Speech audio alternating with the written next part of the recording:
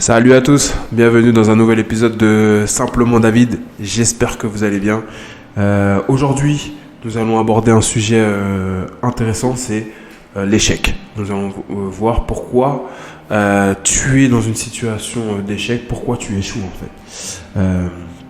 Et donc je vais vous donner quatre raisons et justement une grosse solution à la fin pour justement éviter cet échec. Je pense que l'échec c'est quelque chose qu'on a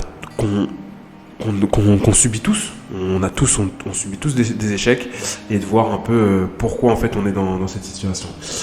Premier point, et pourquoi est-ce que tu échoues. Pour moi déjà c'est le premier point, c'est parce que tu ne fais rien. Ça, c'est le premier point. Je pense que si tu ne tentes pas certaines choses que tu as envie de faire, pour moi, c'est un échec. Pourquoi ? Parce que tu verras que dans quelques années, des choses que tu aurais envie de faire, aurais envie de tester, vont t'amener au regret, à avoir des regrets, malheureusement. Et le regret, c'est la pire des choses à avoir plus tard. Une personne que tu aurais aimé dire je t'aime, une personne que tu aurais aimé aider, voilà une carrière que tu aurais voulu lancer, un projet que tu aurais envie de lancer, malheureusement si tu ne le fais pas, c'est un échec. Pour moi c'est un échec parce que justement tu n'as pas tenté.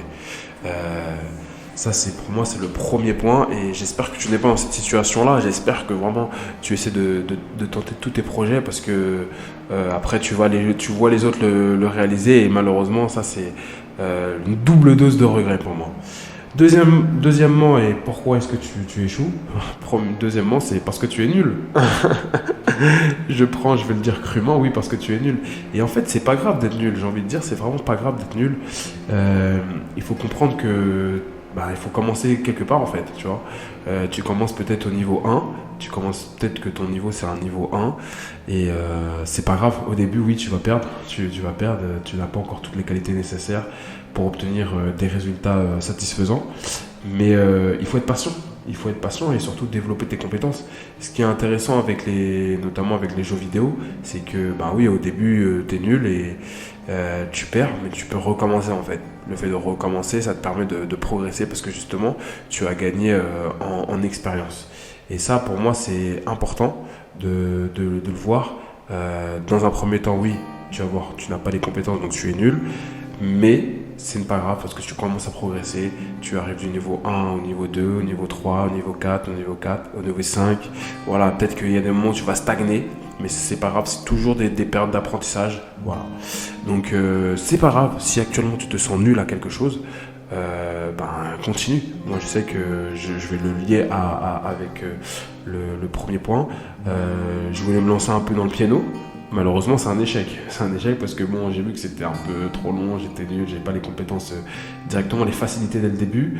Et du coup, j'ai abandonné tout simplement parce que je me trouvais trop nul et je trouvais que la marge entre le fait de devenir, entre le moment où j'allais devenir bon et le moment où je suis nul, je n'étais pas prêt à patienter.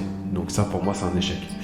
Et donc peut-être que toi tu es dans cette situation là, et je t'incite quand même à continuer si tu as un projet que tu aimes bien pour pouvoir progresser dedans. Troisièmement, et pourquoi tu échoues, et c'est un point qu'on ne prend pas forcément tout le temps, c'est parce que tu n'es pas au bon endroit. Tu n'es pas au bon endroit. Il y a des moments où en fait ton potentiel il a du mal à se dégager car justement tu n'es pas dans le bon environnement. Pour moi on est la somme de notre on est le produit de notre environnement pour moi, et si tu n'es pas dans le bon environnement pour pouvoir exploiter tes compétences, forcément tu seras en situation d'échec et tu vas mal le vivre, alors que des fois il suffit juste de changer d'endroit. Par exemple, si on voit en termes de salaire, tu sais qu'il y a des endroits où tu vas être plus rémunéré en faisant la même tâche en fait, parce que justement là tu es dans le bon endroit où on respecte ta valeur. Je vais prendre un exemple, j'aime bien prendre des exemples un peu sportifs, mais par exemple, je sais pas, le foot américain en France, ce n'est pas du tout valorisé, le foot américain. Par contre, aux États-Unis, c'est une tradition. Voilà, ça dépend de ton environnement en fait. Voilà. Donc tu as une valeur, mais elle n'est pas forcément respectée dans l'endroit où tu es. Donc ça, c'est des choses qu'il faut forcément, par moment, il faut accepter le fait de changer d'environnement pour pouvoir atteindre un meilleur résultat. Quatrièmement, c'est parce que tu n'acceptes pas les critiques. Là, on part du principe que voilà, tu as un bon niveau, tu commences un peu à progresser, mais à un moment, voilà, tu as un peu la tête dure et tu n'acceptes pas les critiques. Et ça, c'est malheureusement une grosse source d'échec pour beaucoup. Tu as du mal avec les critiques. Je pense qu'on est dans une société actuellement où on te dit voilà, c'est le positif, voilà, faut s'encourager, machin. Mais par moment aussi, il faut se dire les choses. Ouais, là, ce que tu as fait, c'était pas bon. Voilà, ce que tu as fait, c'était pas bon. Voilà, il faut accepter ça. Et c'est ça qui va te faire progresser. Justement, c'est les gens qui vont te dire souvent ouais, ça c'est pas bon, tu devrais changer ça. Plutôt qu'une personne qui te dit ah oui, c'est bien, que des yes man, comme on dit. Et ça, c'est très problématique parce que justement, c'est là où tu vas pas forcément voir les erreurs qu'il te faut. S'entourer de personnes qui vont te dire vraiment les choses comme elles sont. Voilà, comme elles sont, là c'était pas bon. Tu vois. Toujours essayer de faire des retours. Ça c'est important, d'avoir quelqu'un, quand tu fais quelque chose, essaie de trouver une personne qui va te donner un retour objectif de ce que tu as fait. Parce que nous, on n'a pas forcément l'œil assez clair et une personne qui te connaît bien peut te le faire. Donc voilà, je t'incite vraiment à accepter les critiques, même si des fois elles sont totalement contre-productive. Après, c'est aussi le moment de débattre aussi et d'expliquer pourquoi tu as fait telle ou telle chose. Et après, voilà, peut-être que tu peux aussi convaincre la personne de dire ouais, en fait, toi, tu vois que là, ce n'est pas bon. Mais au final, tu vois, tu peux faire comprendre. Mais il y a des moments où il ne faut pas forcément tout le temps rester sur sa position de dire moi, je sais. Non, prendre quand même la critique pour voir est-ce que je peux modifier mon process. Parce que des fois, on n'avance pas parce que c'est juste parce qu'on n'accepte pas les critiques. Et donc, du coup, pour solutionner ça un peu tout ça, en fait, il y a des moments où, pour moi, la solution générale à ça, pour moi, c'est surtout user de patience. C'est vraiment user de patience. Ton heure arrive. Et j'aime bien répéter cette phrase. Un rêve, c'est jusqu'à quand t'y crois. Un résultat, c'est jusqu'à quand t'y crois aussi. C'est-à-dire qu'il faut... les résultats, les grands résultats s'obtiennent plus souvent dans la souffrance. Dans l'effort. Si tu vois une personne qui réussit rapidement, sans difficulté, c'est peut-être juste une exception qui confirme la règle. Tu vois. Alors attention à ne pas prendre trop en modèle cette personne-là qui réussit, parce que peut-être qu'elle avait des aptitudes plus, tu ne connais pas son contexte, comme j'ai dit dans une autre vidéo et que je t'invite à regarder, c'est la vidéo sur la comparaison. Peut-être que tu ne vois pas son contexte et donc du coup tu veux essayer de répliquer la même chose. Non, ce n'est pas forcément ça. Donc toi, ton heure arrive, peut-être que ton heure il est un peu plus lointain, ton résultat il est dans une période indéterminée et donc il faut attendre justement ce moment-là.